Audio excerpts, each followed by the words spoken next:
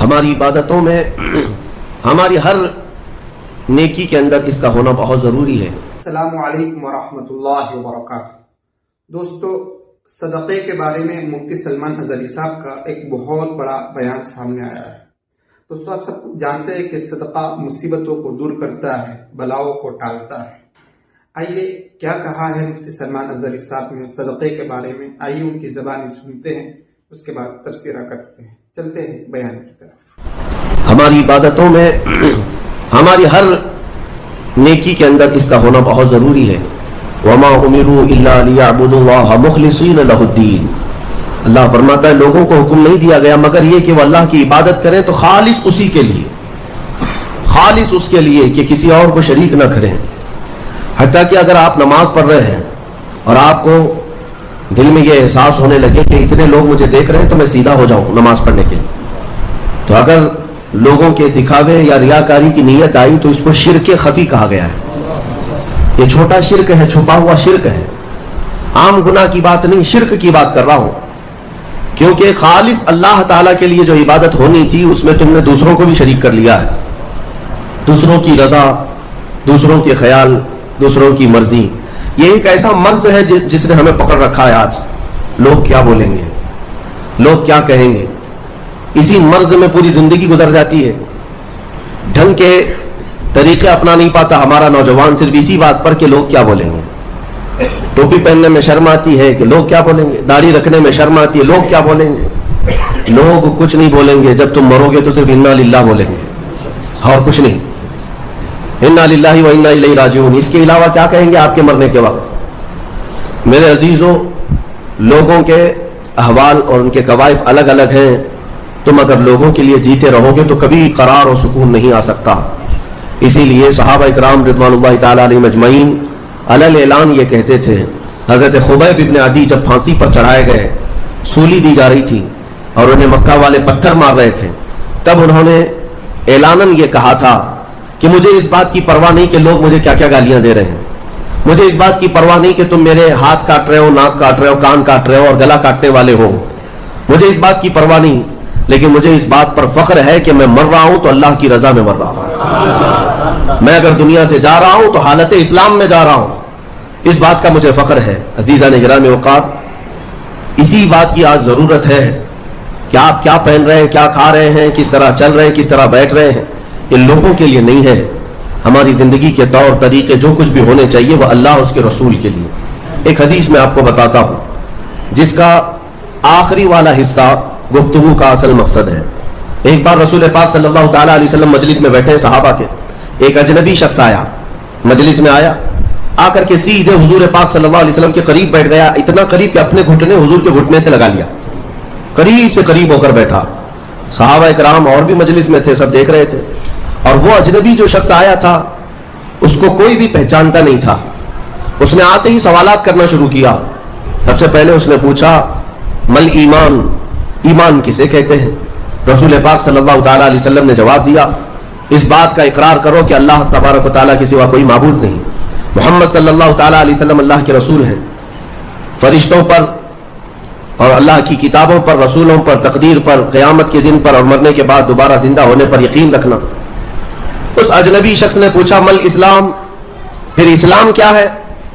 حضور پاک صلی اللہ علیہ وسلم نے اس کا بھی جواب دیا، اللہ کی وحدانیت اور محمد صلی اللہ علیہ وسلم کی رسالت کا اقرار کرنا، نماز پڑھنا، روزے رکھنا رمضان کے، زکوٰۃ دینا مالک نصاب کو، اور حج کرنا صاحب استطاعت کو، یہ اسلام ہے۔ دو سوالات ہو گئے۔ تیسری مرتبہ اس نے سوال کیا مل احسان، احسان کیا چیز ہے؟ احسان نیکی کو کہتے ہیں۔ احسان یہی پورا تصوف ہے جس کو لے کر آج صوفیہ اکرام چلتے ہیں۔ اس نے پوچھا احسان کسے کہتے ہیں؟ اب جواب میں میرے آقا صلی اللہ علیہ وسلم نے دو جملے ارشاد فرمائے، وہ ہماری پوری زندگی کو گھیرے ہوئے ہیں۔ کیا فرماتے ہیں؟ ان تعبد اللہ کانک تراہ وان لم تکن تراہ فانہ یراک۔ رسول پاک صلی اللہ علیہ وسلم فرماتے ہیں احسان کا مطلب یہ ہے کہ تم اللہ کی عبادت ایسے کرو جیسے تم اسے دیکھ رہے ہو۔ عبادت، نماز کی بات نہیں، عبادت میں سب چیزیں آ جاتی ہیں۔ روزہ بھی عبادت ہے، زکوٰۃ بھی عبادت ہے، حج بھی عبادت ہے، خیرات بھی عبادت ہے، نماز بھی اس کا ایک حصہ ہے۔ اور رسول پاک نے فرمایا یہ ساری عبادت ایسے کرو جیسے تم اللہ کو دیکھ رہے ہو۔ اور اگر تمہاری یہ کیفیت نہیں آ پاتی تو ایسی عبادت کرو کہ اللہ تمہیں دیکھ رہا. یہ خیال تو آ جائے کہ اللہ تمہیں دیکھ رہا. اب وہ شخص جو سوالات کر رہا تھا اس نے ساری چیزوں کو کہا صدقت صدقت، ہاں آپ بالکل سچ کہہ رہے ہیں سچ کہہ رہے ہیں. حضرت عمر فاروق فرماتے ہیں کہ کون اجنبی ہے، خود سوال بھی کرتا ہے اور خود تصدیق بھی کرتا ہے. جواب ملنے کے بعد کہتا ہاں بالکل آپ نے صحیح کہا. اخیر میں اس نے کہا متی الساعۃ یا رسول اللہ صلی اللہ علیہ وسلم، قیامت کب آئے گی؟ اس کے جواب میں رسول کریم صلی اللہ تعالی علیہ وسلم نے مخفی انداز میں ارشاد فرمایا جتنا پوچھنے والے کو معلوم ہے اتنا ہی پوچھے جانے والے کو بھی. ہاں یہ اور بات ہے کہ میں اس کی علامتیں تمہیں بتا دیتا ہوں. پھر فرمایا جب تم دیکھو گے کہ عورت اپنا سردار جننے لگ جائے، مطلب یہ ہے کہ ماں باپ پر لو بچے حکومت کرنے لگ جائیں، اور ننگے پیر چلنے والے نیچ ذات کے لوگ بڑی بڑی بلڈنگوں میں فخر کرنے لگ جائیں، بڑی بڑی عمارتوں پر فخر کرنے لگ جائیں، حکومتیں اور کرسیاں ان کے ہاتھوں میں آ جائیں.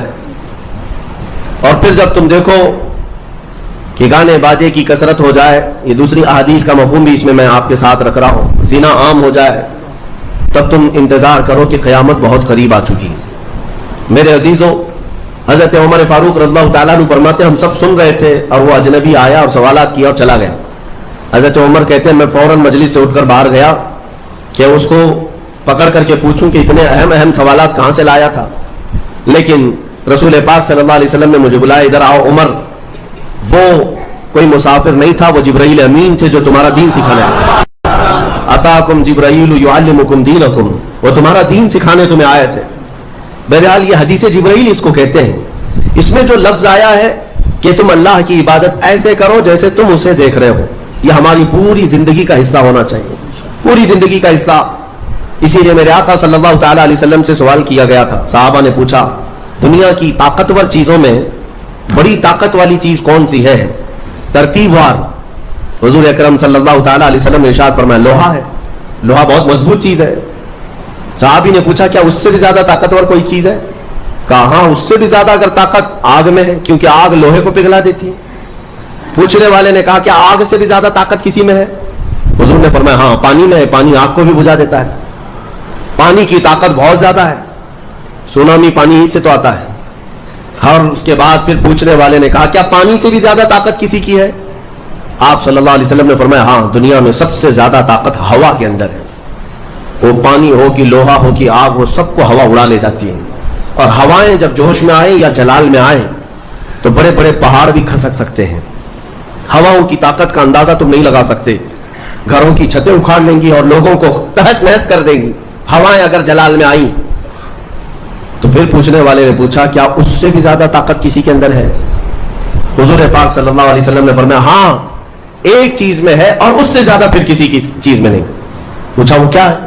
میرے آقا صلی اللہ علیہ وسلم فرماتے ہیں اس ہاتھ میں ہوا سے زیادہ طاقت ہے جو اللہ کی راہ میں عطا کیا تو دوسرے ہاتھ کو خبر نہ ہو. یہ اخلاص والا ہاتھ، اخلاص والا ہاتھ کہ اسے خود خبر نہ ہوئی ہو کہ اس نے اللہ کی راہ میں دیا ہے تو کتنا دیا، کیسے دیا. میرے عزیزوں یہ اس کو اخلاص کہتے ہیں. یہ خالص اللہ کے لیے دیا، خالص اللہ کے لیے دیا، اس کی طاقت بہت زیادہ ہے. اب آپ کو میں وہ نکتہ بھی سمجھا دوں.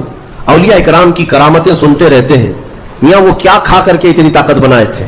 غوث پاک رضی اللہ تعالیٰ عنہ بغداد میں بیٹھے ہو اور دریا میں اگر سیلاب یا طوفان آ جائے اور کشتی بھنور میں پھنسنے لگے تو کئی واقعات ہیں کہ کشتی میں بیٹھے ہوئے مسافروں نے دیکھا کہ غوث پاک تشریف لائے، ان کی کشتی کو سل دیا، سنبھالا. جن کشتیوں میں پھٹن تھی یا پانی آ رہا تھا، یہ طاقت کیسے، یہ تصرف کیسے ان کے پاس حاصل ہوا؟ کوئی کھانا پانی ایسا ہے دنیا میں جس کو کھانے کے بعد اتنی بڑی طاقت مل جاتی ہے؟ میرے عزیزوں یہ اولیاء کاملین کے پاس جو بھی طاقت تھی وہ اخلاص کی طاقت تھی. وہ جو عمل کرتے تھے وہ خالص اللہ کے لیے کرتے تھے، خالص اللہ کے لیے. اور وہ اپنے آپ کو تک فنا کر چکے ہوتے اللہ رب العزت کی بارگاہ میں. اسی لیے میرے عزیزوں ان طاقتوں کے سامنے دنیا کی کوئی طاقت ٹک نہیں پاتی. اخلاص کی طاقت. آج تم کر کے تو دیکھو، اللہ رب العزت کی بارگاہ میں اگر مخلص ہو گئے تو شیطان جو چیلنج کر کے آیا تھا اللہ کی بارگاہ میں، لَأَقْعُدَنَّ لَهُمْ صِرَاطَكَ الْمُسْتَقِيمَ، مولا میں تیرے سیدھے راستے پر بیٹھ جاؤں گا، جو بھی تیرے سیدھے راستے سے گزرے گا میں اس کو بہکاؤں گا. کبھی دائیں جانب سے، کہیں بائیں جانب سے، کبھی آگے سے، کبھی پیچھے سے. قرآن کی آیت میں بتا رہا ہوں آپ کو، 8ویں پارے میں اللہ نے فرمایا शैतान ये चैलेंज किया अल्लाह से, क़यामत तक तू मुझे मोहलत दे दे, मैं तेरे बंदों को बहकाऊंगा। और फिर अल्लाह तबारक व तआला से वो कहता है कि इन सब को सीधे रास्ते से मैं हटाऊंगा। लेकिन शैतान ने आखिर में एक जुमला ये भी कहा, मौला ये जितने भी सीधे रास्ते पर चलेंगे उनको बहका तो दूंगा, इल्ला इबादक मिनहुमुल मुखलसीन, मगर तेरे वो बंदे जो इखलास के साथ तेरी इबादत करते हैं उन पर मेरा दाव नहीं चल सकेगा, मैं उन्हें नहीं बहका सकूंगा। अब अंदाजा करो कि शैतान जिसके पास सारी ताकतें आ जाती है बातिल तरीके से वक्ती तौर पर, वो आजिज आ गया, तो फिर दुनिया की ये छोटी मोटी ताकतें तुम्हारा क्या बिगाड़ लेंगी। अगर इखलास तुम्हारे अंदर आ जाए, खुलूस की दौलत आ जाए, दुनिया में जो कुछ भी कर रहे हो सब दिखावे के लिए नहीं है। कुछ इबादतें ऐसी हैं जो तुम्हारे साथ राज रहे तुम्हारे और तुम्हारे परवरदिगार के बीच। हर बात की तशहीर करना जरूरी नहीं होता कि लोगों की मदद आपने किया तो पेपर में छाप दिया, और आप कोई नेकी कर रहे हैं तो जरूरी नहीं होता कि हर चीज की तशहीर की जाए। हाँ, कुछ चीजों में हिकमत और मसलहत हो सकती है कि लोगों को नेकी की तरफ बुलाने के लिए ऐलान किया गया हो, लेकिन हर चीज में नहीं। अजीज़ान गिरामी वक़ार, इखलास जब किसी के पास हो तो एक और हदीस में आपको बता दूं, बंदे जो इबादत करते हैं यहां पर दुनिया में भी, सबका कुछ ना कुछ एक गरज है, कुछ ना कुछ एक मकसद है। आप नमाज के लिए आए हैं या नेकियां कर रहे हैं या गुनाहों से बच रहे हैं तो कोई तो गरज होगी। हाँ, दो में से एक चीज होगी, जहन्नम का खौफ होगा, अल्लाह के अज़ाबात से डर लगता होगा, इसलिए नमाज पढ़ लेते हैं, पूरी अपनी सही कर लेते हैं, या तो फिर जन्नत की नियामतों का शौक होगा कि जन्नत में जाना है, सहाबा ताबईन औलिया कामिलीन के पड़ोस में रहना है, या तो शौक है या तो डर है। और ये दोनों चीजें बंदे को इबादत करवाती हैं। क़यामत के दिन के मुतालिक हदीस में मिलता है, जब बख्शे गए हुए लोग जिनको जन्नत भेजा जा रहा है, जन्नतियों की बात कर रहा हूं, आम की नहीं, तो उसमें तीन कैटेगरी होंगी। एक जमात वो होगी जिनसे अल्लाह ताला फरमाएगा कि बंदो तुम्हारे ऊपर आज जन्नत खोल दी गई, तुम बख्श दिए गए हो, तुम इबादत करते थे दुनिया में, बताओ क्यों करते थे। वो बंदे कहेंगे कि मौला तेरी जहन्नम से बड़ा डर लगता था, उसके अज़ाबात का खौफ था, इसलिए हम इबादत करते थे। रब ताला फरमाता है कि जिस चीज से तुम डरते थे मैंने आज बचा लिया, जाओ मेरी जन्नत में, उनको जन्नत भेज दिया जाएगा। दूसरी एक जमात, उनसे रब तबारक व तआला पूछेगा तुम क्यों इबादत करते थे, तुम भी जन्नत के मुस्तहिक हो गए हो, आज बख्शे गए हो। वो लोग कहेंगे कि मौला हमें तेरी जन्नत की नियामतें सुनने के बाद इस कदर शौक था कि हम वो नियामतें हासिल करने के लिए दिन रात इबादत किए, जिक्र किए, तस्बीह पढ़े, और आज कामयाब हुए। रब ताला फरमाता है मेरी जन्नत की ख्वाहिश करना भी नेकी है, जाओ मैं तुम्हें जन्नत देता हूं। वो भी जन्नत में चले गए। तीसरी जमात थी, उनसे पूछा जाएगा तुम क्यों इबादत करते थे, तुम भी आज जन्नत के मुस्तहिक हो गए। वो कहेंगे कि मौला हमें तेरे जहन्नम के अज़ाबात की भी परवाह नहीं और न ही तेरी जन्नत की नियामतों की ख्वाहिश, बल्कि हम तो सिर्फ और सिर्फ तेरी रजा के लिए करते थे, तू राजी हो जा, हम जन्नत और दोज़ख के लिए नहीं। तो रब तबारक व तआला फरमाता है कि ये मेरे मुखलिस बंदे हैं, खालिस प्योर अल्लाह के लिए करते थे। रब ताला फरमाता है जाओ मैं तुमसे राजी हो गया, तुम भी जन्नत में। जन्नत में जाने का हुक्म दे दिया जाए, लेकिन फरमाया गया वो जमात रुक जाएगी, वो कहेंगे नहीं हम जन्नत में नहीं जाएंगे। ऐसा भी कोई है, वो कहेंगे कि मौला अगर हम जन्नत में जाएंगे तो अंदर जो जन्नती है वो हमें ताना मारेंगे, तुम भी जन्नत के लिए करते थे और बोले कुछ और हो, बदला तो तुमने भी ले लिया इबादतों का, हमें अपनी इबादतों का बदला नहीं चाहिए। रब तबारक व तआला फरमाता है मेरी रजा यही है कि तुम जन्नत में चले जाओ, मैं तुमसे राजी हो गया। वो फिर रुके रहेंगे कि मौला हमने जन्नत के लिए नहीं तेरी रजा के लिए किया है। फिर हुक्म होगा फरिश्तों को कि इनके हाथों और पैरों में बेड़ियां बांधो और खींच के जन्नत में ले जाओ। वो एक जमात ऐसी है। ये कौन लोग हैं जो मुखलिसीन हैं, खालिसतन अल्लाह के लिए इबादत करते थे। अजीज़ान गिरामी वक़ार, जो अल्लाह रब्बुल इज़्ज़त के लिए करने वाले लोग हैं, अल्लाह ताला उनको हमेशा जिल्लत और रुसवाई से महफूज रखता है। इखलास, बनी इसराइल में एक खातून थी और उसका बड़ा घराना था। उसका बाप जो था वो बड़ा कंजूस और बखील आदमी, बड़े पैसे वाला। एक दिन ऐसा हुआ कि ये जो लड़की थी, जवान लड़की, इसने बाहर एक फकीर को देखा जो बड़ा मजबूर था, जरूरतमंद था। उसको उठा करके अच्छी खासी दौलत अपने बाप की दे दी। और बाप को पता चला तो इतना गुस्से में आया कि मैं एक फूटी कोड़ी नहीं देता और तो इतनी बड़ी दौलत उठा कर दे दी। और गुस्से में अपनी बेटी का हाथ काट दिया, उसका हाथ कट गया। गुस्से में था बाप, बखील था, हाथ काट दिया। بہرحال کٹے ہوئے ہاتھ کے ساتھ وہ رہنے لگی. تھی اللہ رب العزت کی رضا چاہنے والی. کئی دن تک اسی طرح گزر گئے. اب باپ بڑے پیسے والا تھا اس زمانے میں, وہ ہاتھ چھپا کر کے رہی. پھر اس کا رشتہ آیا ایک بہت بڑے خاندان سے, اور بڑے خاندان کا جو شہزادہ تھا اس نے پسند کر لیا. شادی کی ڈیٹ قریب آئی, ان لوگوں نے ہاتھ نہیں دیکھا, بس چہرہ اور باقی ساری چیزیں دیکھی, اور انہوں نے بھی چھپا رکھا کہ ہاتھ نہیں ہے. کٹے ہوئے ہاتھ کے ساتھ کون شادی کرے گا؟ بہرحال شادی ہو گئی. شادی ہونے کے بعد وہ گھر رخصت ہو گئی. اپنے نئے دولہے کے ساتھ وہ اپنے گھر پر بیٹھی ہے دسترخوان پر. وہ بائیں ہاتھ سے کھایا کرتی تھی, ایک ہاتھ تو کٹا ہوا تھا, چھپا کر کے رکھتی تھی. دسترخوان پر جب بیٹھی, اس کا نیا دولہا ہے, اس کے گھر والے, کھانے کے وقت اب ہاتھ نکالنے کی باری آ گئی. وہ بائیں ہاتھ سے کھا رہی تھی تو اس کے شوہر نے کہا کہ کیا سیدھے ہاتھ سے نہیں کھا سکتی؟ سیدھے ہاتھ سے کیوں نہیں کھا سکتی؟ اب اس کے رشتے کے ٹوٹنے کا وقت آ گیا تھا. اگر پتا چلے تو دھوکہ کیا ہے, کٹے ہوئے ہاتھ کے ساتھ ہمارے ساتھ نکاح ہوا ہے. اس کے آنکھوں میں آنسو آئے. وہ ہاتھ اپنے کپڑے کے اندر ہی چھپائی رہی. اچانک اسے غیب سے ایک آواز آئی, اے میری بندی ہاتھ نکال. اس نے اپنے دوپٹے کے اندر سے ہاتھ نکالا تو سیدھا ہاتھ پورا صحیح سلامت تھا. پھر وہ زمانہ موسیٰ علیہ السلام کا تھا. ان کی بارگاہ میں حاضری دے کر اس نے اپنا یہ واقعہ سنایا.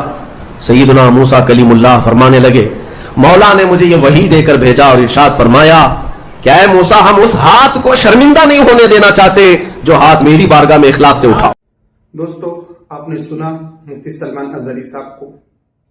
دوستو, حدیث مبارکہ کے اندر آتا ہے, ہمارے آقا تاجدار مدینہ محمد مصطفیٰ صلی اللہ علیہ وسلم ارشاد فرماتے ہیں کہ صدقہ مصیبت کو دور کرتا ہے, بلاؤں کو ٹالتا ہے, اس لیے اپنے بیمار کا علاج صدقے سے کیا کرو. آج ہم سب سے پہلے ہاسپٹل دوڑتے ہیں, صدقہ نہیں کرتے. اللہ کے نبی نے فرمایا پہلے صدقہ کرو اس کے بعد ہاسپٹل, ہے نا. آج ہم نے الٹا کر دیا ہے. اسی طرح ہمارے جو جتنے جوڑ ہیں 360 جوڑ, اس کا بھی صدقہ ہوتا ہے. اس کا صدقہ کیا ہے؟